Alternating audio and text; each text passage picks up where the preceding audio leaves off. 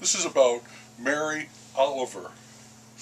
I have bumped into MOliver's work several times in my life, never for long, but long enough to be impressed.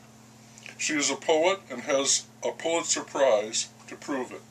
Of course, it's her work that proves it, not any prize. She was born in Ohio, lived for 50 wonderful years in Provincetown, Massachusetts with her partner, whom she calls M, reminding me of James Bond. Her partner died, the town changed, fishing waned, and the tourists took over, so she went to Florida. She has always known what she calls estrangement from the mainstream. As a girl, on her way to school, she'd detour into the woods, build a rough shelter, and sit there all day, reading Walt Whitman and pausing for long spells to take in the life around her. She was more comfortable there than she was at school, and it was there that she got her education, which has yet to cease. She went out for a walk with her parents. They came to a stream. Her parents drifted downstream, going with the water. She went upstream, the title of her book of essays I read, and discovered the sense of going to the source, another ongoing pursuit. Upstream, that's been her direction and goal ever since. Was she lost?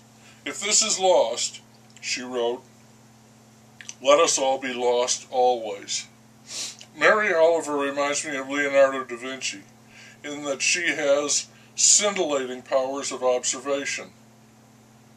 It's a very active force in her life, and she is a very active person. She often wrote in a notebook while walking. The rhythm of it all was in close accord. What she was seeing, what she was thinking, how she was moving, and what she would write. Very little escapes her as she moves upstream. She spent her life largely estranged from the culture. It was materialistic, capitalist, male-dominated, and she was a lady poet. With growth into adulthood, responsibilities claimed me. So many heavy coats, she wrote. I didn't choose them, I don't fault them, but it took time to reject them. Something is wrong, I know it, if I don't keep my attention on eternity. She collaborated with nature and the writers she revered, Whitman, Emerson, Poe. Like Emerson, when she looks at nature, she sees eternity, and because of what she was seeing, she became a writer. Or she realized what she was, a writer, as Da Vinci was in his notebooks. I read my books with diligence and mounting skill and gathering certainty, she wrote. I read the way a person might swim to save his or her life. I wrote that way, too. The writer as survivor, one who has saved herself. She was a steadfast person, steadfast in the things she loved, never far from them. She says that everyone is three persons. One is the child you were. Second is the adult you become, servant of the hours. Her third self fell out of love with the ordinary, out of love with time. It had a hunger for eternity, the limitless power behind everything, great or small.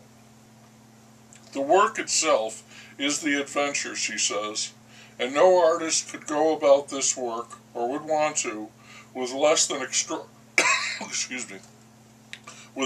extraordinary energy and concentration. The extraordinary is what art is all about. Something extraordinary is something made, art. This making is often powered by love, whether what is made is a cabin or a poem. Love is a great power. It only fails before time. Everything material and temporal will fail. No love can save it.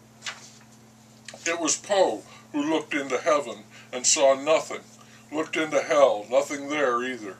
She writes a beautiful essay on Poe, poor Poe, and one on a certain female spider, layer of eggs, spinner of web, one on a badly injured bird that she took home to nurse, grew fond of it, saw it die, and one on a dog who would not stay tied up. And in all of these, I think Mary Oliver saw herself, alone in the woods, and she also saw eternity.